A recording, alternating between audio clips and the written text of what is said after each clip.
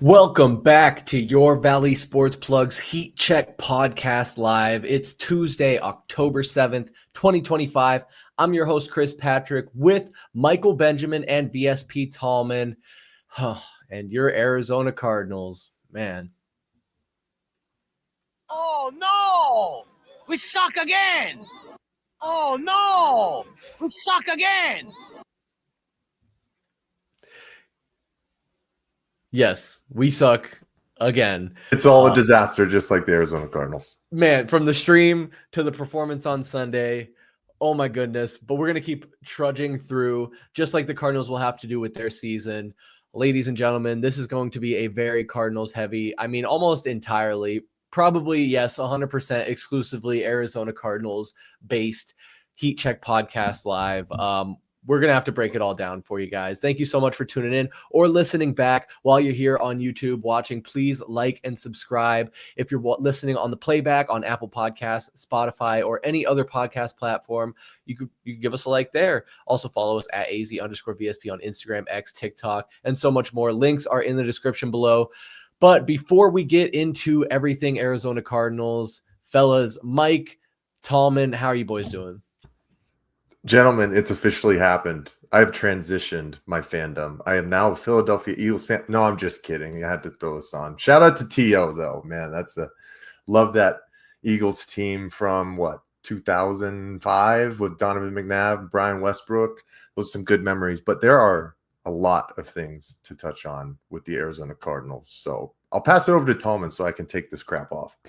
There you go, Mike. Glad your transition wasn't real.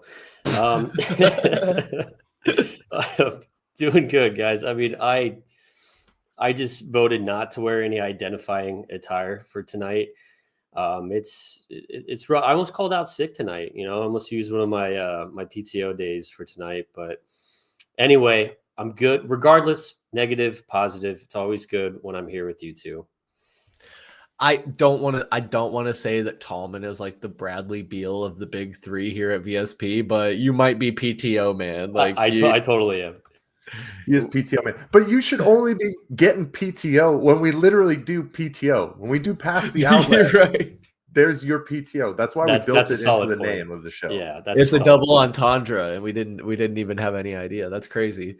But no, I'm glad that we were all here. It's crazy that you were going to call out because I literally wanted to call out.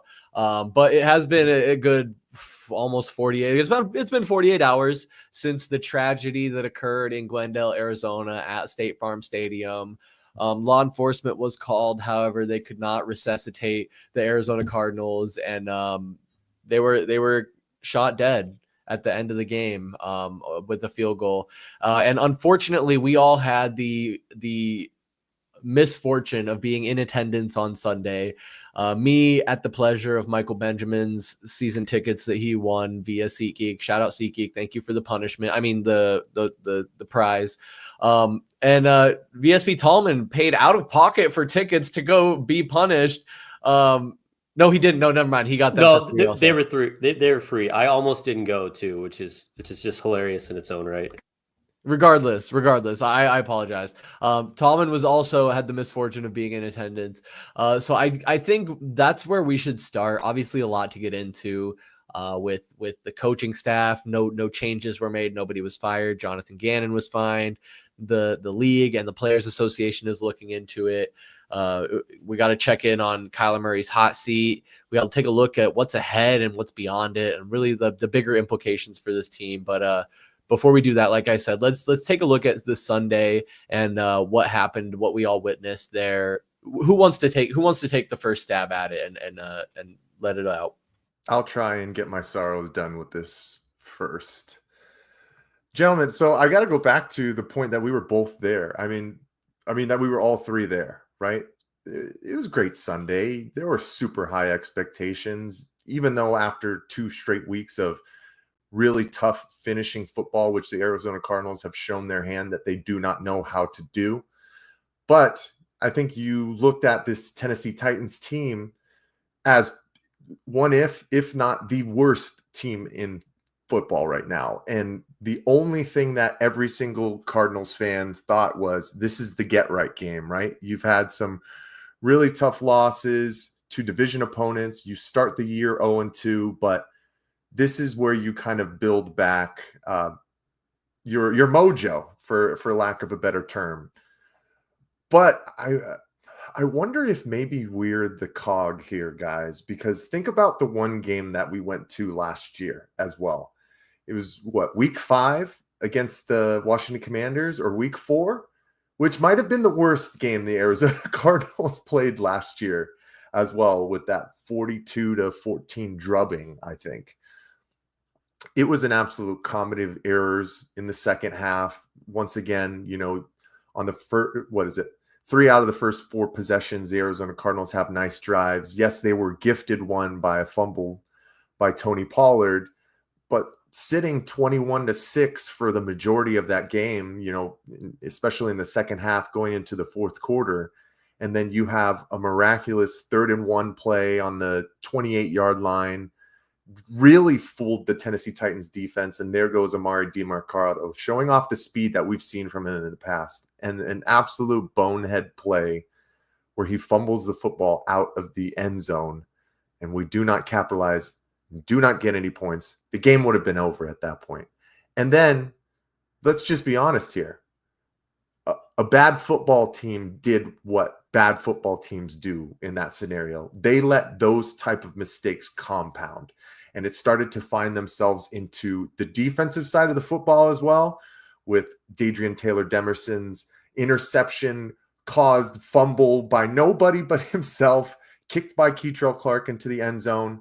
And then obviously the 3rd and 8 play that we basically waved the white flag and said, we're done for today. We don't want to play in this game anymore.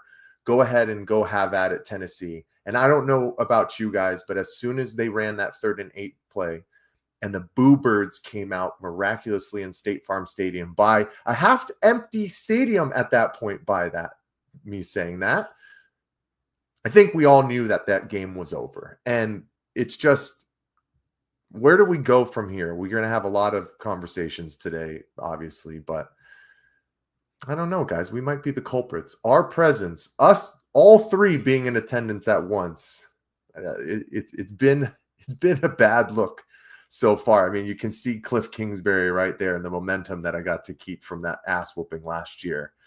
And unfortunately, the only momentum that I got to keep from this Sunday was almost a handful of tears that this team is letting us down once again already.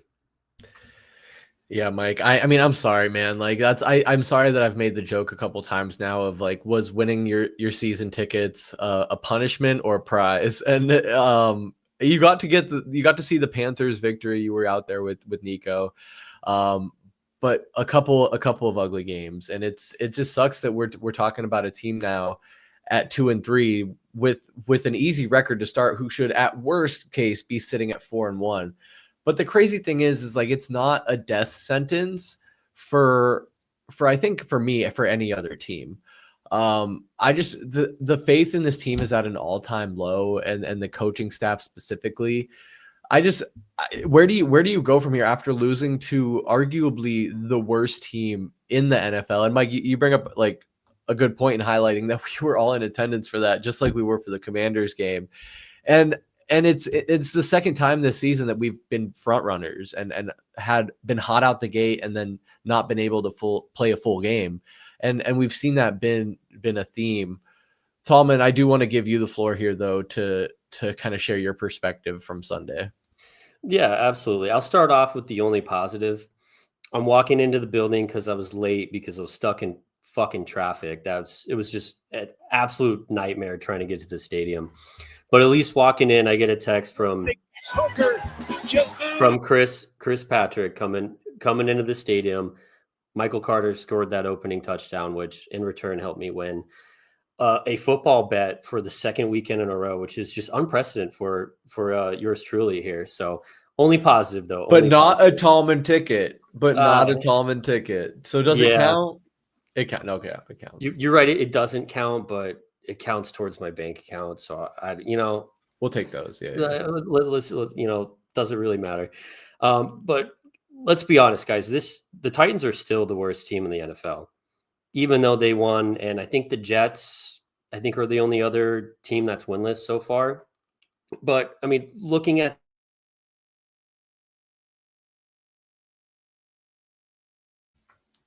Did we lose him?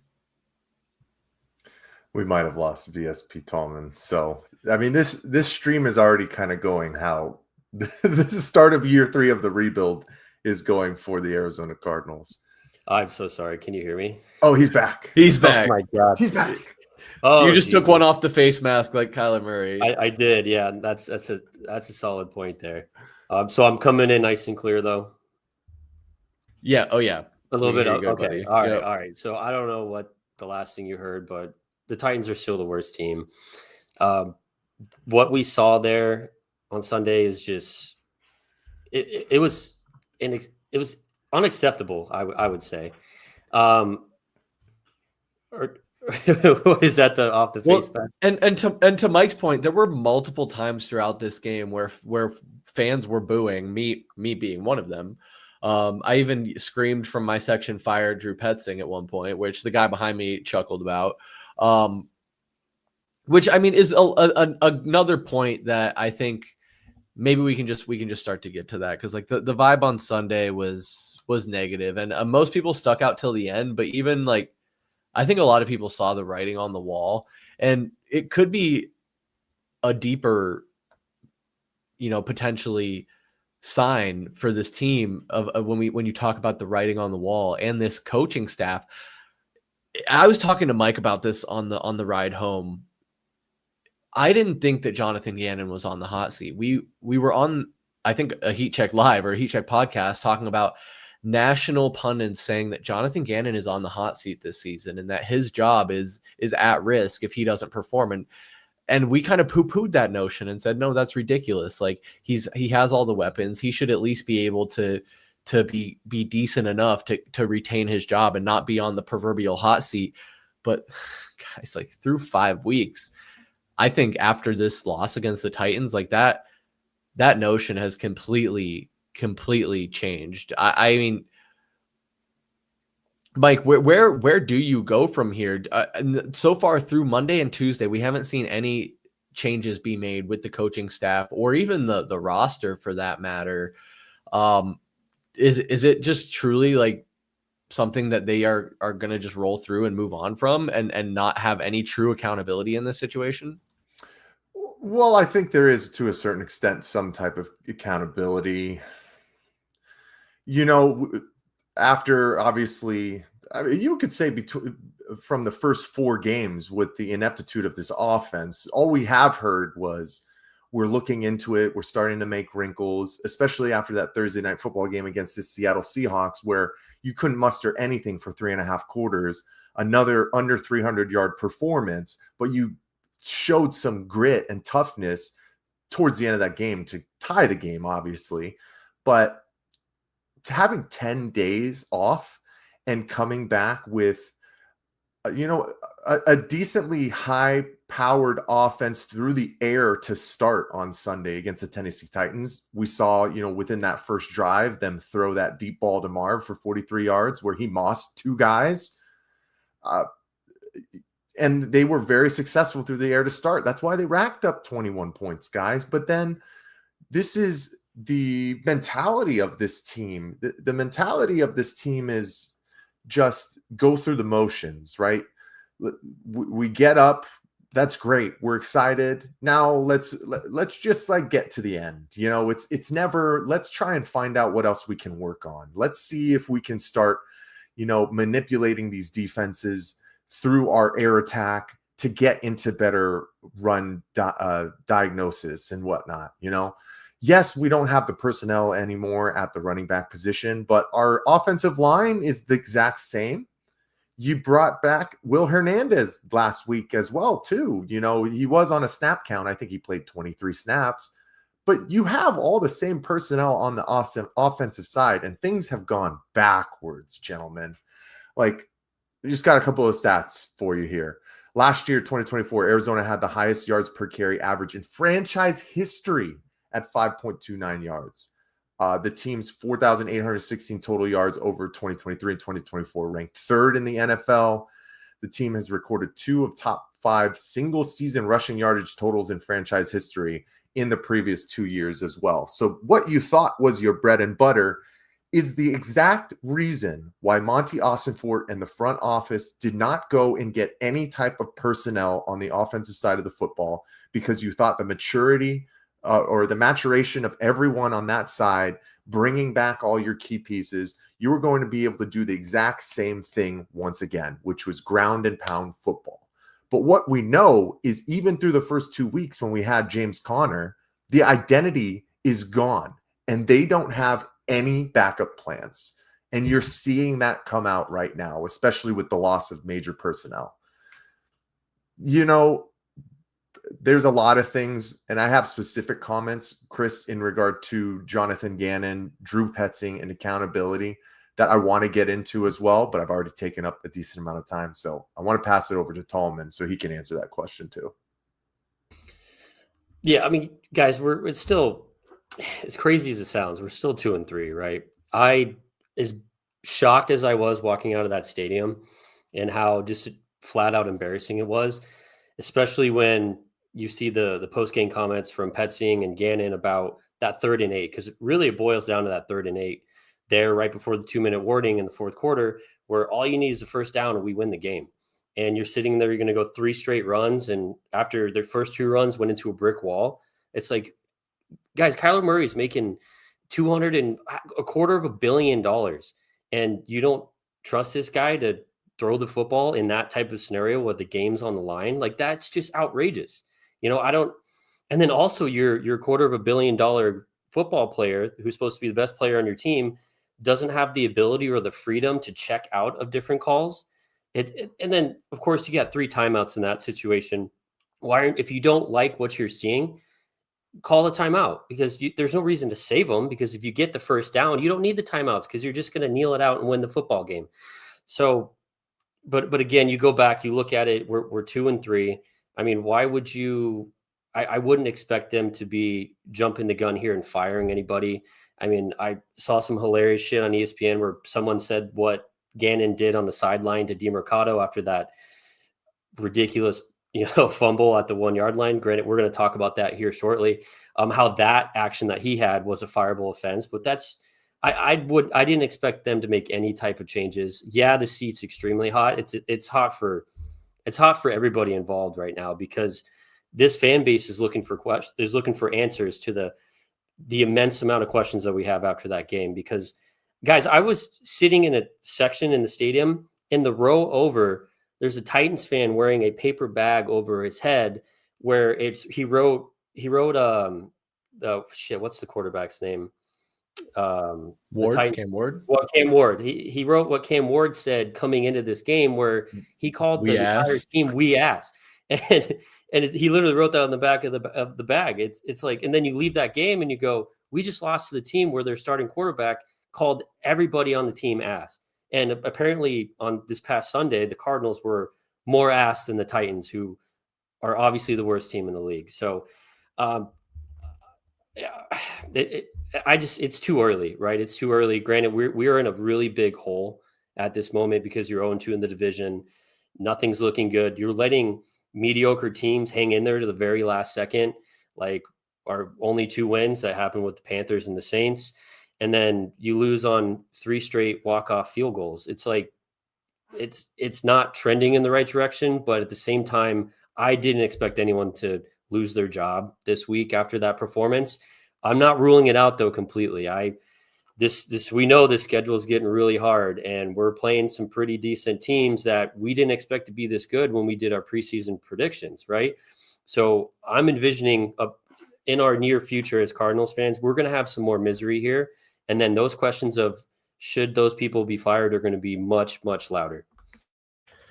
Yeah, Tallman, the point of it being too early, I think, is the biggest key. That's why nobody was fired. I mean, guys, it's week 5. If this was week 10, week 12, I think we might be having a different conversation. But the fact of the matter is the rest of the schedule is really like not getting any easier. It's actually the hardest part of this season's schedule. So I just fear we're going to fall into a similar trap of this team just having too many excuses available at its disposal. And my thoughts are like, my thoughts are really all over the place as it relates to this team and the game on Sunday. And I just think it's hard to kind of like zero in. But I think that if you have like your 10,000 foot view is that this is a 2-3 team, and it's not the end of the world necessarily. You look at other teams around the league. The Kansas City Chiefs are also 2-3. Now, you have a lot more confidence in a duo of Andy Reid and Patrick Mahomes than you do probably in a Jonathan Gannon and Kyler Murray pairing. But when we look at the rest of the schedule and we talk about how difficult it is, you also have to keep in mind we say any given Sunday, and then that phrase is always thrown around every single year, and we see it. And we just saw it this last week. The Denver Broncos beat the Eagles in Philadelphia. The New England Patriots beat the Bills on Sunday Night Football. And Drake May is not a household name, while Josh Allen's star is rising. So the star power is not always the formula. But you talk about 2-3 for the Arizona Cardinals versus the Kansas City Chiefs, and 2-3, it's like what would it be? It's like the eye test versus the box score test. And like the eye test says that the Kansas City Chiefs are a good football team. Right now, the eye test says that the Arizona Cardinals are not a good football team, guys. Like, and that's just the saddest part. And yeah, there are excuses that they are banged up and a little bit injured. Obviously, James Conner out for the season. Trey Benson going to miss significant time, and you're going to be a little patchwork now. Tip Ryman is out for. Is he out for the season, guys, or is he? It's official. Yeah, official. His ankle was his ankle was messed up, man. So he's done. But I mean, yeah, Chris, can I jump in here? Please, yeah. The major issue, I know you guys talk about not jumping off the ledge right now. Yeah, you shouldn't. But this is we are literally starting this year where we ended last year, right? Since the bye last year, week 12, the Cardinals are 4-8. What happened? They finished last year after the bye 2-5. Look at the next two matchups that you have. The Indianapolis Colts are top 3 offense right now. They've blown out 3 teams. They've scored 40 points multiple times. You talk about this defense that we have as well that has been keeping us in games for the most part. Chris, on our ride home, Tim Ring was talking about how the defense gave up 196 passing yards to Cam Ward in the 4th quarter alone. We're sitting in situations where when you need to get things done, there's making these weird calls, like having man coverage with no safety help when you can't give up chunk plays. And what happens? You give up a 40, 50-yard dart to old man Calvin Ridley, who has been struggling and hasn't played this year. It's and the mistakes that continue to happen, we'll talk about from Kyler. You can say last year, his major mistakes that he had in Minnesota with his interceptions against Seattle, Carolina, his horrible interception as well, mixed with these other fluky things. You can talk about the pass going off of Trey McBride's face against the LA Rams in week 17. All of those compounding mistakes and weird things have found themselves into the start of this year. And I think a majority of that is based off of coaching right now. As much as I talked about how great the offensive system running the football was last year, Cardinals ranked 23rd in points per game, 26th in yards per game, 30th in pass yards, 30th in yards per play success, and 31st in rushing success rate.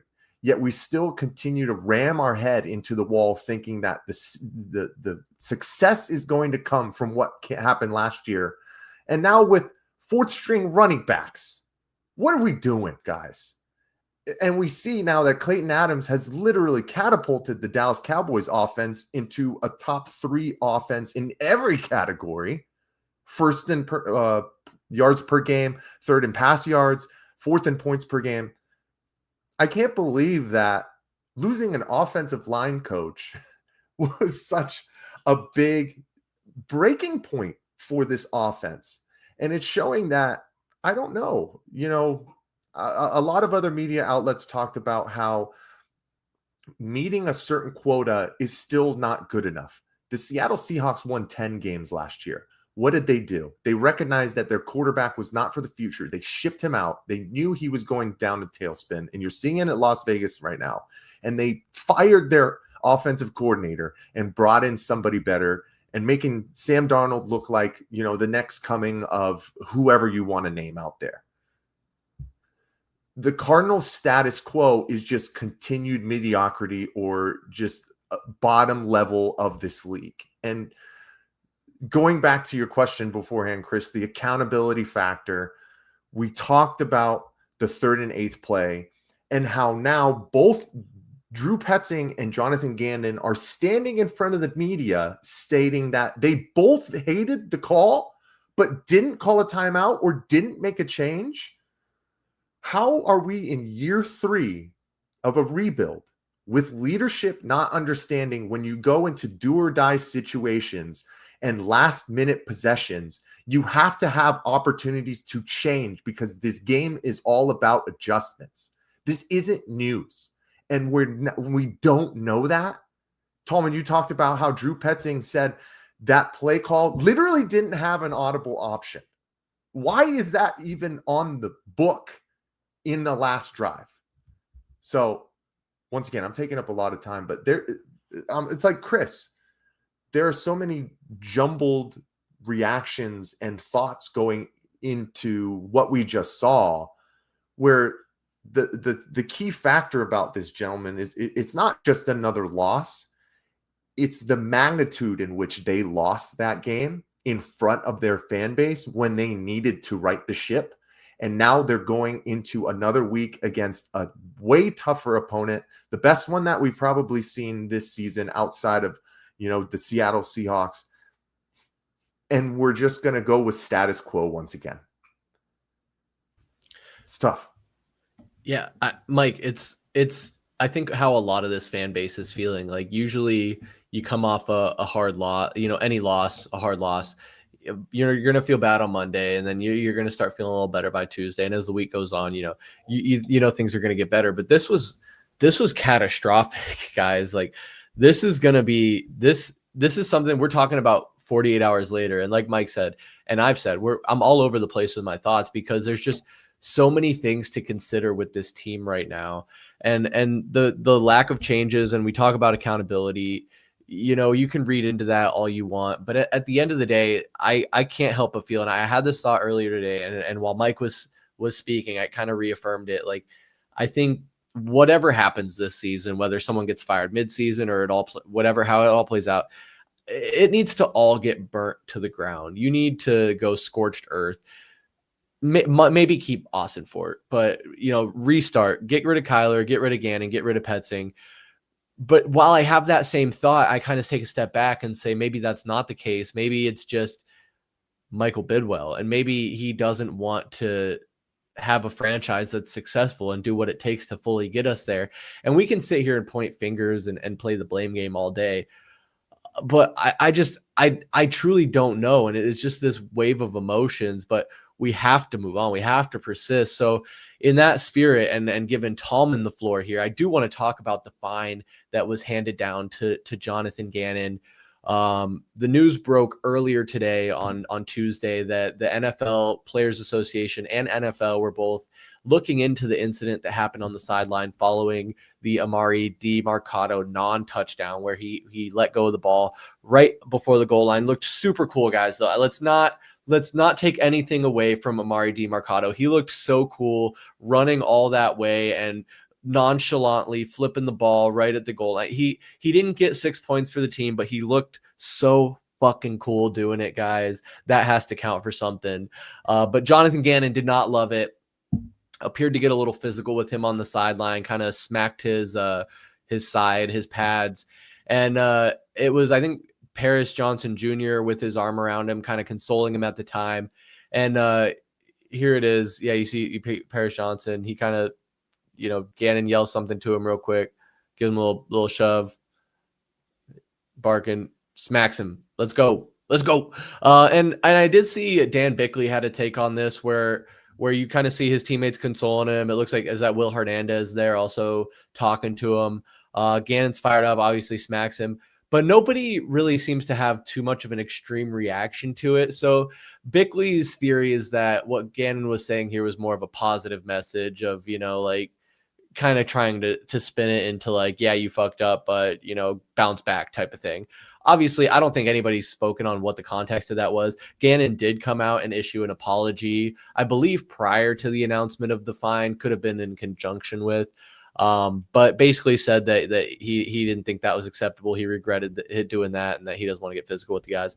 I have an opinion on this, but before I share mine, I want to get your thoughts on it. So Tallman, we'll kick it over to you first on the reaction to the $100,000 fine the Cardinals issued to their head coach, Jonathan Gannon.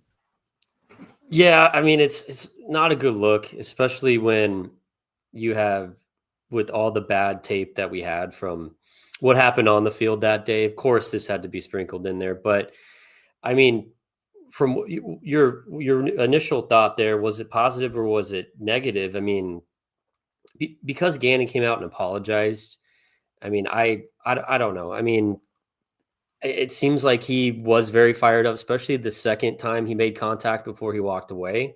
I mean, that looked like he was fed up. And you know what? Good.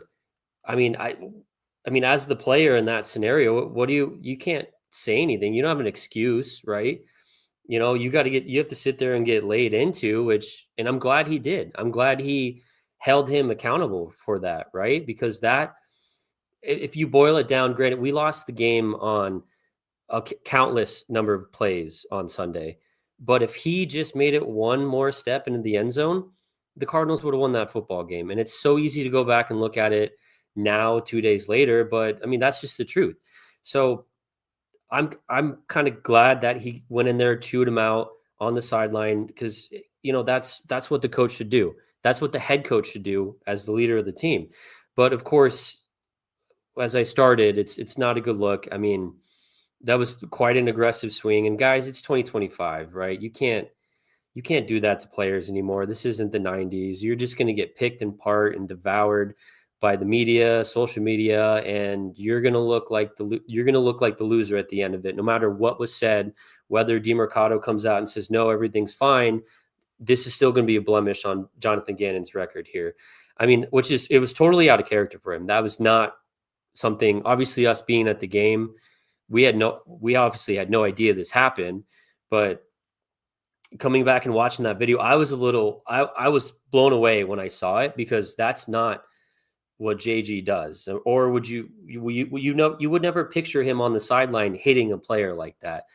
But I like the accountability. I like you can't do that shit. And what DeMarcado did on that play, you can't do. You cost the team. You hurt every single player on your team, all the coaches, and you hurt every Cardinals fan in the stands by your selfish act, regardless of what was going through his head, whether he thought he was in the end zone or not, or whether he was trying to be cool, like Chris was alluding to at the beginning.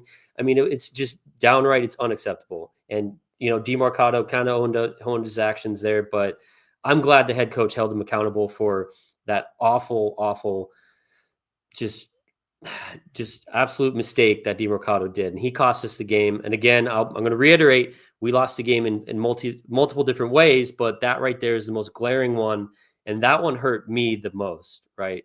But I don't know. Mike, what do you think about that? Yeah. I mean, it was absolute at the moment in time, like we said, the Cardinals were going to go up 28-6. This one's, put in the dirt at that point. But what we know about this team now through 5 weeks of the 2025 NFL season is that if the Cardinals have that one major mistake, that one massive blunder, they do not have the mental wherewithal to fight through those adversity moments, Tallman. I can look exactly at that interception that Kyler Murray threw when he was once again making a boneheaded play against the Carolina Panthers. We have a multiple score lead at that point, but it was such a major factor into the psyche of the team. You saw it implode, and we have to have a last second stand to the point where if the Carolina Panthers go down, we lose that game because we're in the same situation. But, in regard to Jonathan Gannon's what is it, a slap or like what was it? Is it a punch? Like, could you categorize it as a punch? A smack? Yeah, it was like a smack, but he's wearing football pads, So right? I will say, so I didn't, my seats are on the Cardinals sideline. So kind of after that play happened, the Titans are starting to move the football down because once again, they get that turnover and they score immediately on that drive. They go 80 yards like it was nothing. But I remember kind of starting to look down at the sideline to see where guys were and how like just body language might be. And I vividly remember seeing Amari DiMercato starting to get kind of flared up on the sideline. He was yelling at some position coaches. Paris Johnson Jr. had walked over once again, trying to calm him down. And then eventually, it must have been the running backs coach kind of grabbed Amari and walked him down the field to get away from that situation. So it must have been exactly right after Jonathan Gannon hit him. And I get it. I mean, this isn't Pop Warner football, right? You know, it's not the coach kind of smacking you on the side and hitting you in the head and saying, hey, don't do that kind of thing again. I mean, these are grown men. Amari DiMercado's been in the league for a while now, and he had to work to get there. So he definitely felt some type of way. But I think, Tom, you put it perfectly. I mean, this is 2025. The optics for these type of things are so different comparative for what you can say and how head coaches manage their football teams in the 80s and even in the 90s, right? Like that kind of physical altercations from coaches, especially within football, has been prevalent from the beginning of football, you know, before we were even born. And I don't mind Jonathan Gannon having compassion, I would say, within that situation, letting his player know that this is unacceptable within the time frame. But yes, today's game and the life we live in nowadays, the world that is around us, putting hands on somebody like that is always going to get you kind of in hot water. And Nico said this: hard to keep your head held high when your organization finds your head coach for holding a player accountable on the sidelines. The Cards never forget how to hurt us. I mean, yeah, I mean, Chris, it goes back to your accountability factor. Jonathan Gannon was trying to do that. You have to do it differently nowadays. But this is kind of like going back to the Kyler Murray, Michael Vick picture. You know, he said his piece, the apologies were made, we move forward. But I just now keep going back to where's the accountability for the numbers that are shown in front of us for the absolutely horrid offense that we continue to trout out there every single week without making adjustments at all. I mean, guys, Marvin Harrison Jr. had a great first half. And then after the first quarter, he was the first read on 15 pass plays just once. And all these guys come up in front of the mics and say is we have to get our playmakers the ball. We got to get Trey involved. We got to make sure Marv is getting there. And we're still living within this 6 target life for guys that you drafted top 5 and paid almost the most amount of tight end money to. And we're going to trust our 4th string running back to get things done for us when we need it the most. That's the accountability that I'm waiting for. And the accountability in that regard, Chris, is actually showing it on the field, because all they're doing right now is spewing bullshit and doing the same thing. That's not accountable. Yeah, no, it's honestly not. When you continue to regurgitate the same nonsense over and over again, and I've repeated a couple times now, both on stream and privately, a sentiment I heard on a post game. I believe it was in week 2 or week 3, where a fan in the post game show said, like, Jonathan Gannon says all the buzzwords. He says all the things you would expect a coach to say in the post game, and says we just have a few things we have to clean up. We just got to clean up. We just got to get this polished up. Well, guys, you've been cleaning for so long. The room should be absolutely fucking surgical at this point. But it's not. It's still a fucking mess, and you don't know what you're doing. And now you have both coaches saying that they didn't like a play that they called, that they couldn't audible out of, and we don't see Kyler do anything or audible out of anything. It's fucking ridiculous. And like Nico said, I mean, when your organization is finding your head coach because he held a player accountable, I saw another conversation being had where it's about head coaches and their relationships with players, and the good head coaches in the league know that you kind of have to flex to certain players, and you get to know these guys, and you know what makes them tick, and different players respond to different levels of coaching. We saw it with the Diamondbacks. Ketel Marte is the softest player you could ever meet in professional sports, so you got to go at him with kid gloves. A guy like Corbin Carroll might have a little more grit. I don't know. That's baseball, but with DeMarcado, maybe Gannon knows him well enough to where he can fire him up, and we don't know what was said, but to fine him $100,000, guys, what is the point of a fine in anything, in sports, in these contexts, whether it's WNBA players talking about officiating, NBA players talking about officiating, players doing inappropriate celebrations. Whenever you paint your house the wrong color and your HOA doesn't like it, the point of fines is to deter people from doing an action. So Gannon knows what he did was wrong. It was a one-off, something he's never going to do again, something he's publicly said he regrets doing. Fining him is nothing less than a virtue signal by the team to avoid any punitive measures by the league. And that money goes straight into Michael Bidwill's pocket. Like, where the fuck does that money go? Like, we're never going to hear about like, oh, the money was donated to Boys and Girls Clubs of Arizona, or the YMCA of the Valley, or the St. Mary's Food Bank. Any organization could benefit from a charitable donation, but you'll never hear about it because Michael Bidwill just takes it as an opportunity to make his money. That's the cynical view of it. But at the end of the day, my main point is that the fine is strictly performative, and it really has nothing to do with the situation. I don't think DeMarcado had much of a problem with it. I don't think his feelings were hurt. I think he's probably beating himself up more than Jonathan Gannon could, or any fan could. He probably feels horrible. It's just about getting back to business. And I don't know, guys. I just think these are unnecessary distractions from the real point, and the real fact of the matter is that this team is not performing to the expectations. And we keep talking about expectations, these buzzwords that keep showing up for all of these teams. And we're talking about Kyler Murray in year 7. We're talking about Jonathan Gannon now in year 3. There are certain steps that you expect teams to take, and this team is not taking them. And now, instead of the focus being on a shit show of a performance on Sunday, it's Jonathan Gannon being fined for holding a player accountable. And I do have to pass the torch here, Mike. So please take it. Well, so this is the tough thing, right? Because once again, the Valley loves to live in infamy, right? I don't know if you guys saw, but what was it?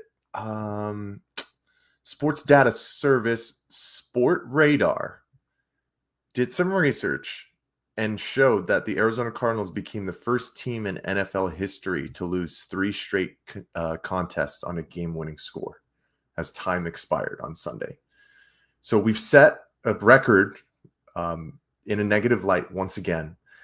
And the way that this unfolded, guys, every media outlet, national media, every Arizona sports commentators, everybody was stating this is the type of performance that you cannot leave from without some type of collateral damage. Now, I understand Amari DeMarcado makes the biggest boneheaded mistake of his life, right? But you literally can't cut him because you don't have any more running backs. Right. So for people who were calling for him to be cut the next day, you're truly not paying attention to the actual roster and how to put together this football team. We are down to our 3rd and 4th string running backs, the 5th string at that point too, because Bam Knight is getting touches. So you literally can't do that. But man, we just can't keep living in this world where it was, yeah, we showed some glimpses, we showed a little bit of growth, but then you went back to what has been so negative the entire start. And once again, guys, we're not just talking about 5 games of this year. We're talking about 7 games to end 2024 when you were first in the NFC West and you wet the bed from the offensive system once again, and you brought all of that stuff into 2025. So it's not just like, well, there's time to turn the corner. This is what they've done for almost now a full season, right? And when you have an absolutely terrible loss like that, which many are calling the worst loss in franchise history, for the team to just find the head coach, for like, of all the people that we as a fan base were not like really looking at to the point of having complete blame. This is an unserious franchise, guys. That's what it comes down to. They are so unserious about winning. It's miraculous. And you can't talk me off of that ledge right now, because if you're going to keep standing in front of those microphones and talk about how you're going to change things and never change anything, you're in for a world full of hurt from your fan base, because that's the biggest thing when it comes down to professional sports too. Make your money from ticket sales, but guess what's going to happen this year as this team continues to crumble? We heard it in the post game, Chris. People are going to sell their tickets. People are not going to come back to the stadium. It was already half empty for 2 of the 3 games this year against bottom feeder teams. And now when the Green Bay Packers start to come into town, it's going to be 80% Packers fans once again. And as an Arizona Cardinals fan, most people cannot put up with that for so long. You stop supporting and you stop showing up for the product. So we are at a crossroads right now, gentlemen. And the tough thing was I didn't want to have to wait until the bye week. But if this thing goes the route that I think it is, Tallman, I think you're wrong. I think Drew Petzing is fired at the bye week. Michael Bidwill already talked about how he doesn't. I mean, we've seen it's a track record. He doesn't fire head coaches during the season. But if you're going to put yourself through this as this ownership group, how can you not make some kind of adjustments if you find yourself sitting 2-5 going into the bye week? I don't. At that point, I will have lost all faith in this regime if they do not fire Drew Petzing if we lose these next 2 games.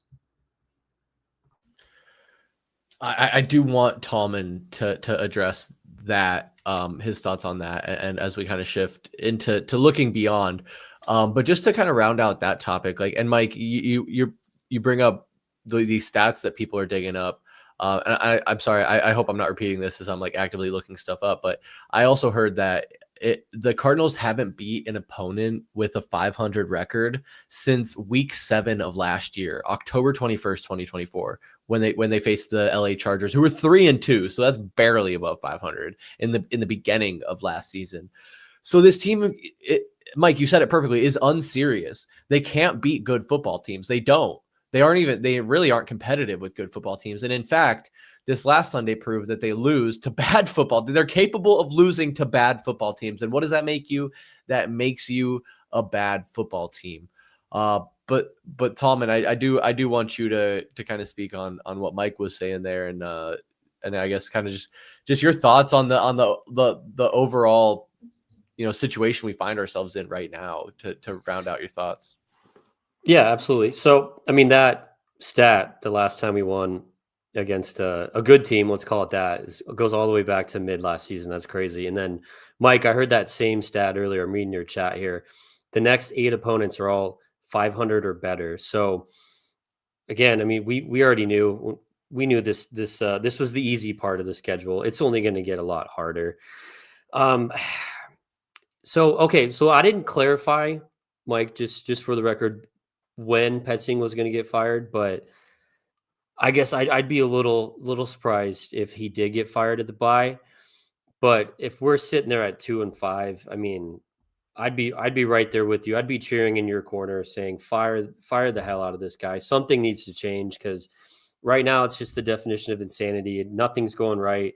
I mean, the whole MO of this team is just play it conservative, take what the defense will give you, protect the ball. It's like, as long as we don't have turnovers, we're going to win every game, right? But we saw that's just not the case with this football team. The offense is not talented enough, because for some reason we decided that no upgrades were needed. It was extremely lopsided. Let's upgrade the defense. Let's run it back again with the same crew on offense. But it's just, God damn it, guys. Just I sit here every single week and I look at, because I'm always betting on shit looking at this, but everything pops up every single time. It's the Tampa Bay Buccaneers and what Baker Mayfield's doing. The resurgence that he's had in his career is impressive. But the amount of times this guy comes back at the end of the game, he's airing it out downfield, he's leading his team on game-winning drives. It's like, that's aggressive play calling to win the football game, to not go up and be comfortable, take your foot off the gas and just protect the football and be conservative and not try to lose on big chunk plays, this and that. It's not working for this team right now. And I was hoping last week, or this past Sunday, I mean, when we did our stream last week, this was supposed to be our get right game. And it was our get even worse game. It was brutal. But you had a glimpse of kind of what they found at the end of that Seattle game on Thursday night to start the game. Granted, that deep pass to Marvin Harrison, he was double covered, like we already mentioned. So what was that? It took Kyler forever to see him on that play, because, again, he wasn't the first read. Even though your star playmaker is one-on-one in coverage. But you saw to start that game, we're up 21-6 at halftime. I met you guys at halftime, got a beer. I was like, this is going to be awesome, right? We're going to chalk this up, easy W. And then just all hell broke loose. And I mean, the wheels fell off the wagon and the wagon tumbled 2 miles down a hill into a river and exploded into flames. It was just not at all what I envisioned. And, what's crazy is the Cardinals, Kyler Murray and the coaching staff had that same thought I did at halftime. Like, hey, we're just going to coast for a W, move on to the Colts as 3-2. Maybe we can find some lightning in a bottle here, move on, but that's where that comfortability that they had, just, again, using that word, just conservative. And it was loud and clear what their approach was when they gave up on the game on that 3rd and 8 play call right before the 2-minute warning in the fourth quarter. But I'm with you, Mike. Maybe I'll if we're 2-5, fire the shit out of them. But I don't think Gannon's going to get canned. No, Jonathan. So you want to know my overall thoughts completely on how the shape of this thing is going to go? If this team doesn't make the playoffs, for sure, Drew Petzing should be fired. I mean, this is the hopes, right? But you hope that they are understanding that Drew Petzing is not a good offensive coordinator. He's not a good play caller, right? This was his first go around. This is a guy who went through the trenches and worked as a tight ends coach and a quarterbacks coach and, worked in the NFL for a long time and was given an opportunity, which is totally fine. How else are you going to find the next diamond in the rough, right? You got to give people some opportunities, but the opportunity is passed. He has proven that he cannot get it done.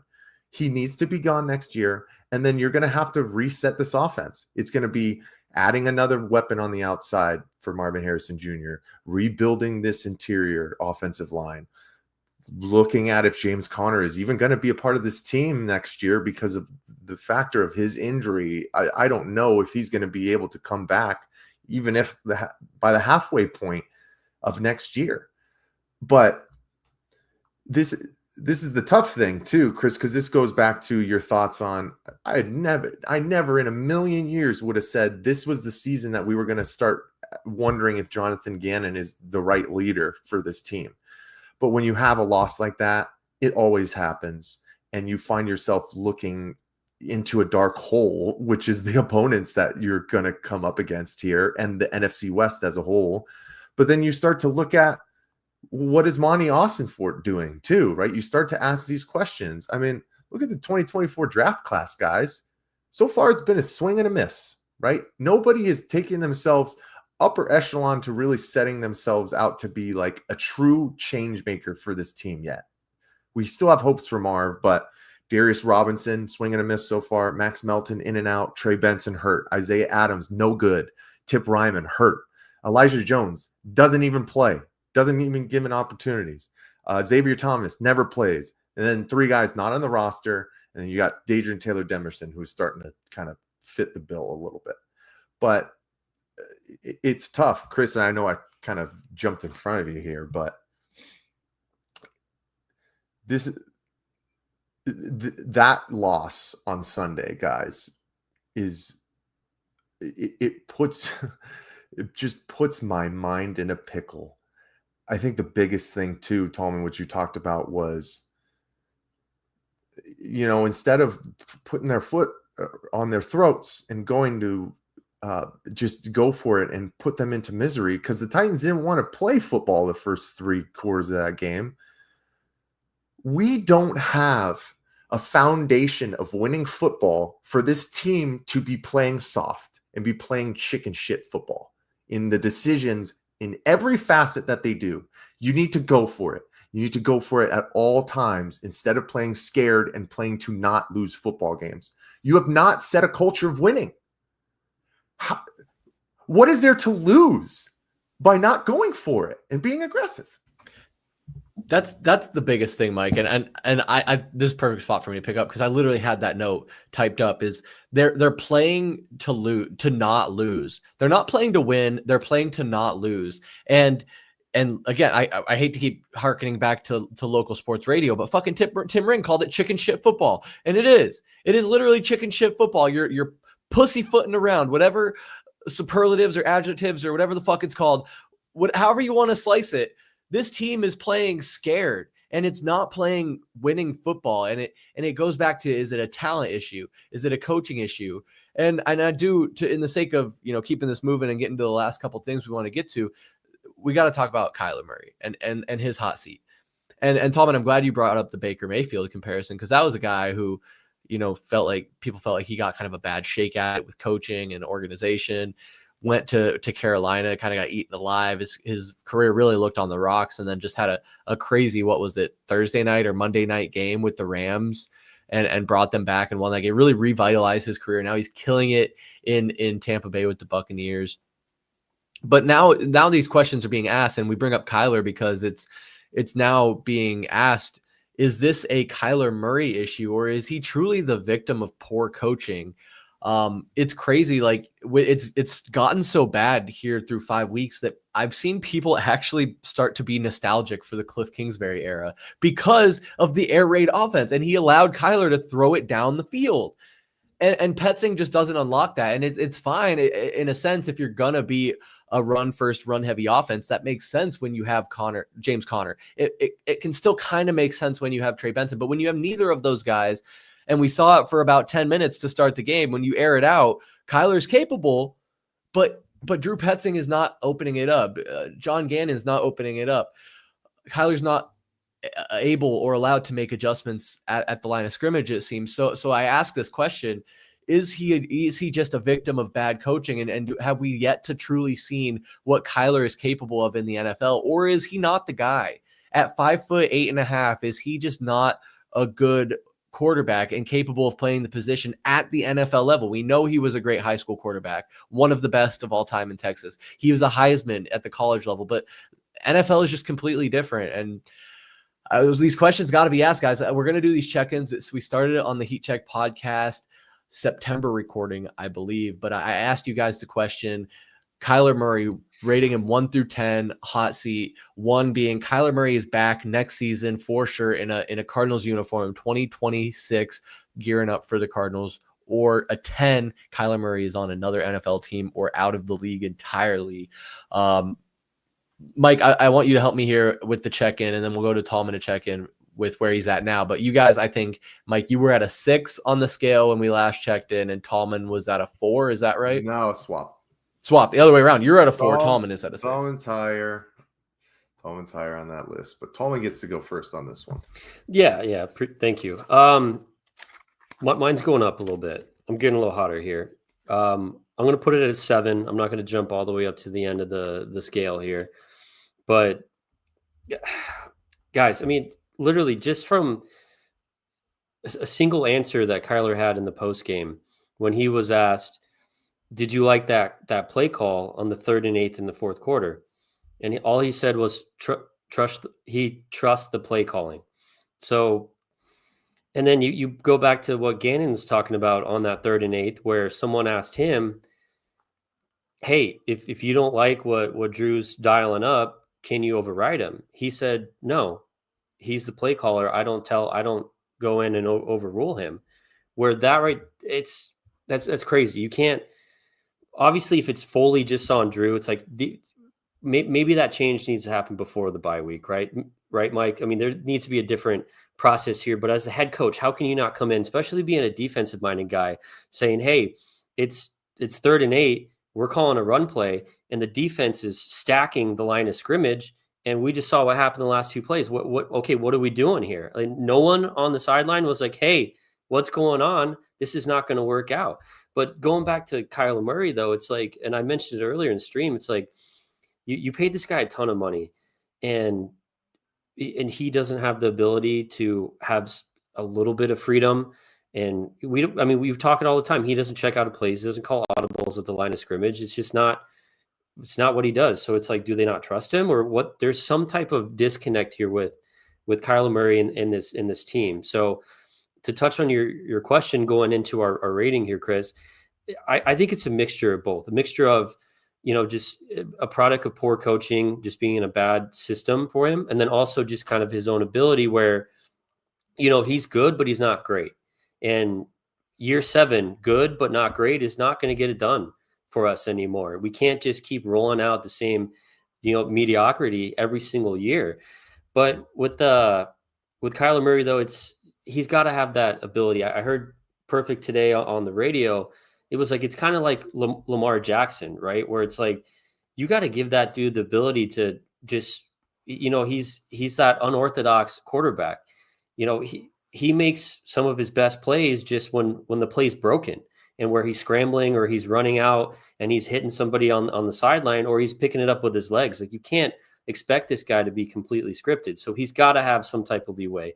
But I'm going to go 7 here for my hot seat, just because I think everything's hot, and it should be hot after what we witnessed in person on Sunday. And I think just as much as Petsing, I think Kyler's also playing for his job this year. Mike, just real quick, I gotta say the weather's cooling down, but the seat is heating up. So Tallman's out of 7. What about you, bro? What about you? Ooh, so just to give the people a little bit of context, if you didn't listen to our last Heat Check podcast, I started, I think, at 7, because with the expectations going into the season, before even a game was played, was that this is the last chance for Kyler Murray. He needs to prove that he can elevate personnel around him and take this team to what he has failed to do in his entire career this far, which is win a playoff game, right? He's been once, and let's be 100% honest with each other, guys. That playoff game might be the worst of his career. So, his track record is just not good, and you got to be high to start this season. And things went down with the way that he was controlling this offense to the best of his ability with the ineptitude of the offensive play calling. This is the truth of the matter, right? He did what he could within what was given to him. He didn't make the true costly mistakes to lose them games throughout the first 4 weeks. And same on Sunday, right? 23 of 31, 220 yards, 7.1 average, which is way higher than his 4.3 average that he's had so far this year. But he still makes these weird boneheaded mistakes where he's not on the same page with his offensive lineman. So he snaps it and becomes a meme again. And the unfortunate thing with Kyler Murray, guys, is the time is up. I don't, honestly, guys, unless the Arizona Cardinals turn things around and he miraculously marches us on a Jaden Daniels type of, playoff push where has this team knocking on the door of the Super Bowl. I don't even know if one playoff win would give me confidence to run it back with Kyler Murray. Now, I think maybe because it would all have to be on the back of him at this point. Like the infrastructure of this offense is not built to do anything positive unless you are giving the ball to Kyler Murray to make plays with his feet, do the Houdini act, and get the ball into the playmaker's hands. Because I think it also is it's malfeasance of team building. Guys, I'm being 100% honest with you. To think that James Conner is your best offensive weapon. I'm sorry. It can't be. You have arguably the best passing or the best catching tight end in the league, and then a so-called generational talent paired up with a guy that not a lot of quarterbacks can do with the way that his versatility truly works within his game plan.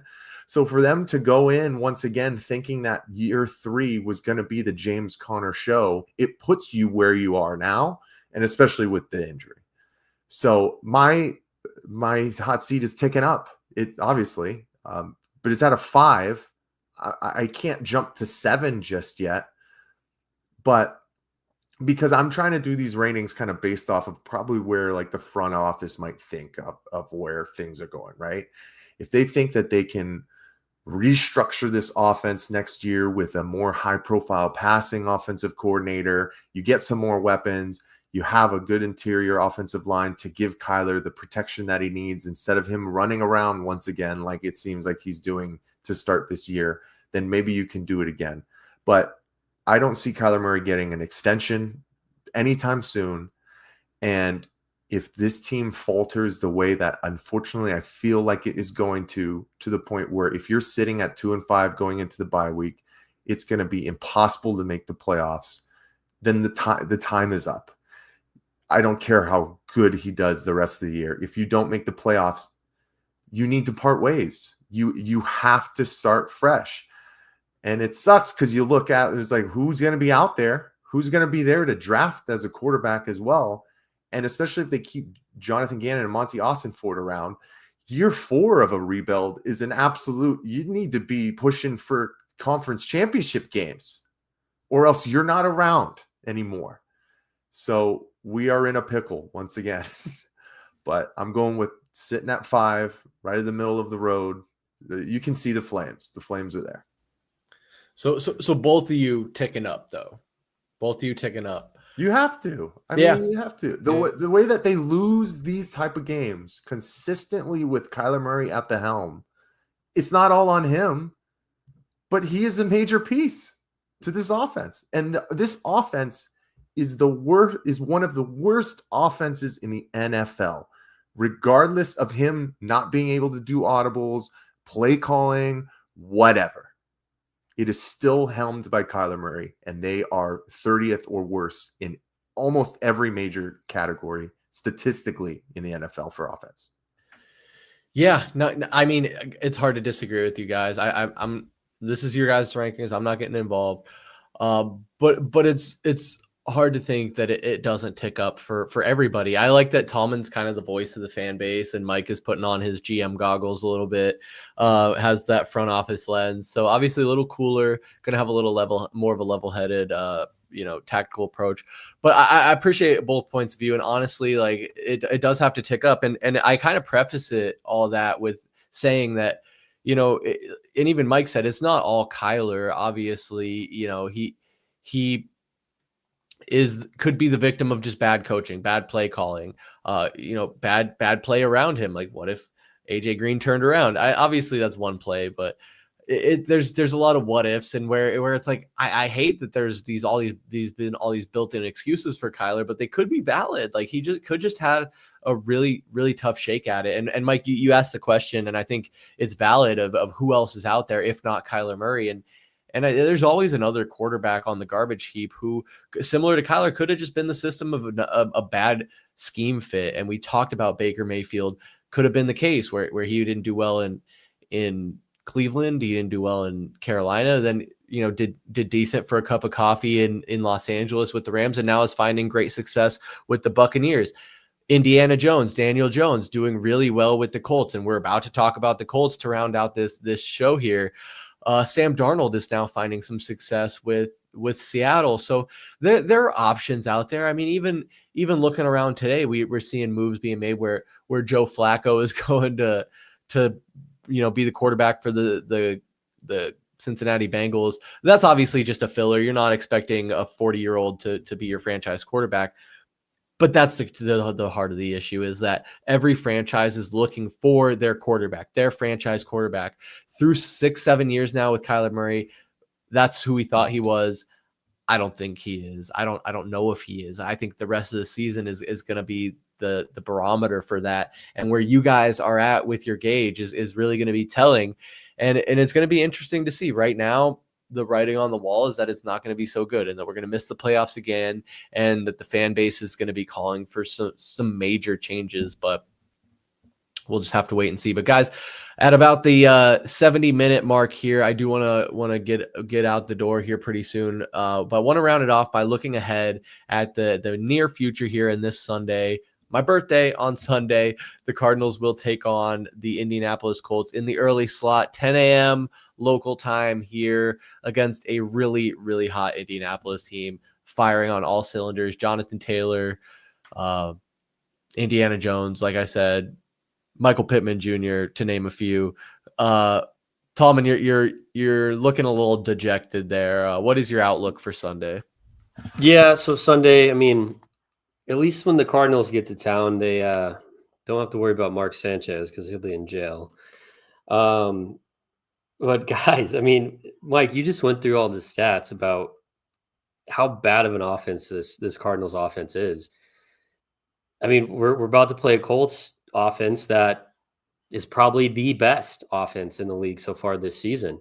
And boy, was I a lot more comfortable about this matchup before the season started. And man, Indiana Jones. Sorry, I almost said his government name. It's okay. Yeah, no worries. Indiana, I mean, he's had a hell of a season so far. I mean, and then Jonathan Taylor's the real deal. I mean, what the Colts did last weekend to the Raiders, beating them, absolutely whooping them 40-6. That's what the Cardinals should have done to the Titans on Sunday. But of course, we all know how that happened. But at 4-1, man, I mean, their only loss coming to the Rams, which Cardinals haven't even seen the Rams yet. Rams are, I'd say, the best team in the division for us, but Colts played them pretty close. It was tied 20-20 going in with like 3.5 minutes left in that game. They end up losing that game on a big ass bomb play from Stafford. But guys, this is going to be a game where I might have to watch through my fingers. And it's going to be something that I think only a true Cardinals fan is going to be able to make it through all 4 quarters of it, because I don't have high hopes for this. Even if the defense can hold them, hold that offense within something manageable, 24 to 28 points, I have zero confidence in this Cardinals offense being able to even match that point total or be able to score more than the best offense in the league so far this season. So this is going to be an uphill battle, absolutely, for this team. And if for some crazy odd reason they pull it off, I mean, I don't know. I'm feeling pretty low going into this matchup. Yeah, I can't say I blame you, Tallman. It's looking bleak. I mean, where are you supposed to go after a game like that against the Tennessee Titans, the worst team in football, now going up against one of the best teams in football? Yet somehow, I guess, I don't know if this is a silver lining or not, but the Colts are only a 6.5 point favorite. So they think the Colts are only going to beat us by a touchdown. Mike, does that give you any kind of hope that this team could upset?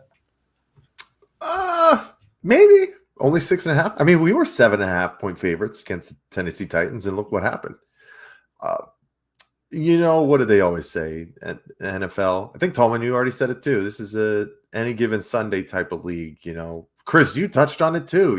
Nobody thought the Denver Broncos were going to go into Philadelphia. I think Philadelphia had won 20 of the last 21 games.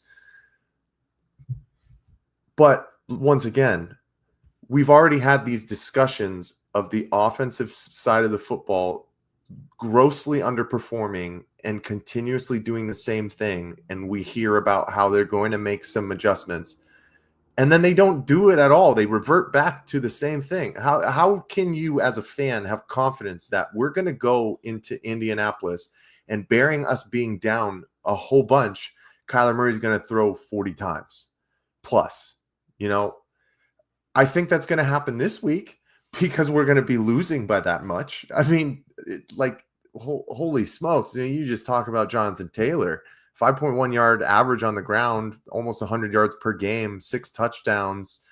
Daniel Jones is throwing the ball at 71.3% completion percentage right now. They have some nice weapons on the outside too. Tyler Warren has been a revelation, I'd say, to start within his time frame for the Indianapolis Colts as well. But one kind of factor I think that shows a difference, and we already talked about Amari DiMercato. You couldn't cut him because you don't have the resources to cut him. Who are you going to bring another guy off the street to be your third down back? Trey Benson's going to be out for a while. He's going to have to practice and come back. He's probably not going to be back until week 10, if that. So, like you're handcuffed. They can't do anything. But the Indianapolis Colts are 2 Adonai Mitchell blunders away from being 5-0. And what did that franchise do the exact next week? They benched him. They benched him until the final, like when the game was basically over and it was garbage time, to send a message. We're still not sending messages of true accountability to the media, right? We don't know what's going on inside. You know, we don't know if Amari's snap counts might be cut down. Bam Knight might have more plays, but I just keep going back to this team is so unserious right now about making the proper adjustments to the personnel to put them in the best advantages to succeed. We just keep going with status quo, and until they show me something, that's where we sit. So, and this is a big time change too. This is going to be an early game, 10 a.m. So the hopes are extremely low for this team to have any kind of confidence to rally and go into Indianapolis where it's going to be jumping, because they support when that team is good. We know that for sure. So, and then you got to look at the last game before the bye week, which unfortunately I'll be in attendance for again too. There's no rest for the weary right now. Just real quick follow-up. I want you guys both to answer this question. If the Cardinals come out on Sunday and they play a real good competitive game and the Colts win by, maybe a field goal or a couple points, do you feel good? Do you feel better that they were at least competitive against a good team, or is it still disappointing that now you're looking at being 2-4? Tallman, since Mike was just going, I guess I'll toss that to you first. Yeah. Well, let's hope it's not a field goal, because then we're going to set an NFL record that'll never be touched for the rest of the existence of this planet, losing 4 games in a row by field goal. Of course, I'm joking, because it was a field goal. It'd be a walk-off field goal. The last 3, it's been like field goals as time expires. Yeah, right? As time expires. Yeah, Just crazy. So I mean, that's, man, it's that question where it's how big is a moral victory, right? Would there be some positive impact on this team? You would think. Would there be positive impact after what happened, the absolute blunder this past Sunday? You would think, you would hope that something would be moving, at least slightly limping towards the right direction, and maybe you can pull something out of your ass and get it together and get it done against Green Bay at home. But no, at this point, we're already behind the 8 ball right now. I mean, you lost literally a must-win game, and it's crazy to call a game week 5 of the season a must-win, but that was a must-win, and it's impossible as a fan not to think that this whole thing's already fallen apart. It's already crumbled, and it already feels like it's over, right? So I don't think any type of moral victory is going to be, a feather in their cap or any type of, win internally. But I mean, to try to be somewhat positive, maybe there's some impact to it. But as a fan, no, I don't think that would do it for me. I can make this, I was going to say short and sweet, but of course, for today, it doesn't seem like I can live in that avenue, gentlemen. My apologies, but no, absolutely no moral victories. Guys, this was year 3 of the rebuild. This is the expectation season. We had all the moral victories the last 2 years. I mean, we had to go through 2 straight 4-win seasons. Granted, yeah, woohoo, we went to Philadelphia and won. We were 4-13, picking in the top 5 again. Okay. Last year, you got it exponentially better, yes, but you faltered when you had the division right in front of you for the taking for the first time at that point in 9 years. The NFC West is an absolute gauntlet. When you are an unserious franchise that dicks around and just lives within moral victories, you find yourself where you sit right now. The LA Rams, yeah, they've lost 2 tough games in the past. They're still one of the best teams in the NFC. Okay. The 49ers have been absolutely hampered and hammered by injuries, yet they find themselves at the top of the division.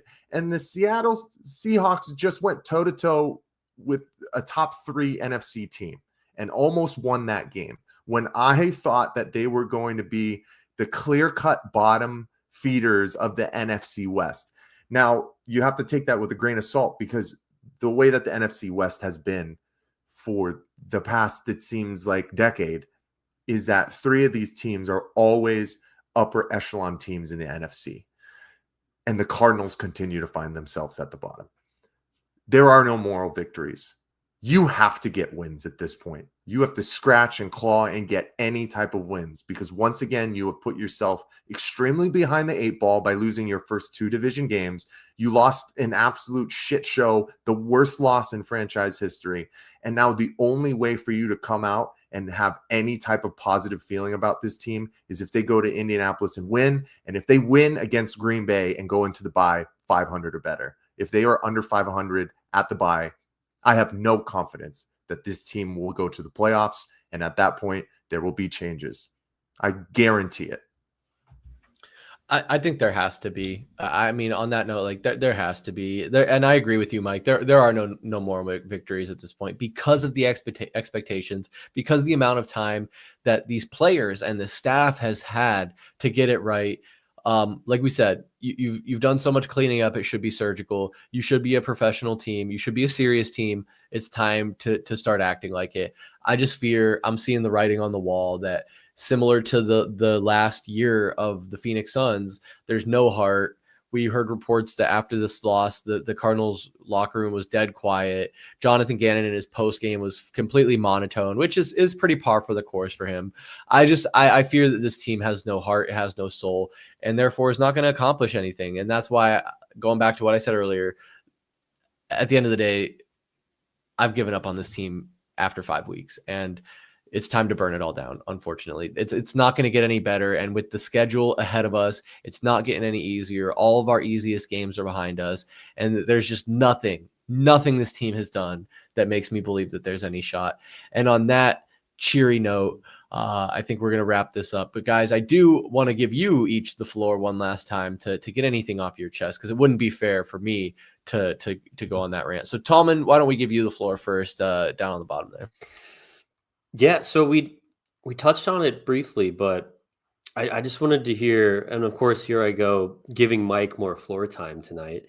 I just want to hear how Mike feels about this Joe Flacco news because, because, ladies and gentlemen, our bet, we're currently tied, with our bet, Bengals win-loss record versus the Cardinals win-loss record. And after the showing our hometown team put on the field last weekend, Mike, I don't know, man. I think somehow we ended up in a bet with 2 god-awful teams, and they're just duking it out to try to win the most games. But how do you feel about Mr. Grandpa Joe out there in Cincinnati?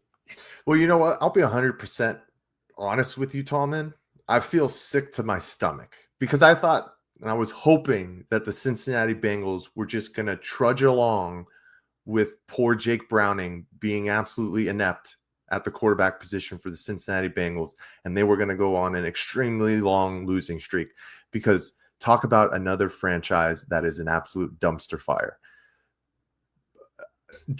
Joe Flacco, the thing that scares me is, unlike Kyler Murray, Joe Flacco has been in this league for so long. He's going to go out there, and if he doesn't like something, he's going to tell him, can I throw the ball? Like, can I get it to my playmakers? I will not be surprised if Jamar Chase comes out and has 15 catches against the Green Bay Packers this week. And this offense is just like putting the pedal to the metal, and they miraculously beat the Green Bay Packers. Now, that would probably be good for the confidence of the Arizona Cardinals, because then you get them the next week, but it might not be good too, because then the Green Bay Packers might be like, oh, we got to get this thing turned around real quick. And then they come out and jackhammer the Cardinals. But I was so confident, Tallman, I was so confident that I was going to have a 1-game lead this week, and would have felt really good going for the next 6-7 weeks until Joe Burrow comes back. But now I'm scared as hell. Yeah, I thought for sure I lost that bet 2 weeks ago. I love how things are going. Honestly, I'm happy that I was able to weasel my way into this bet. It truly is pure cinema.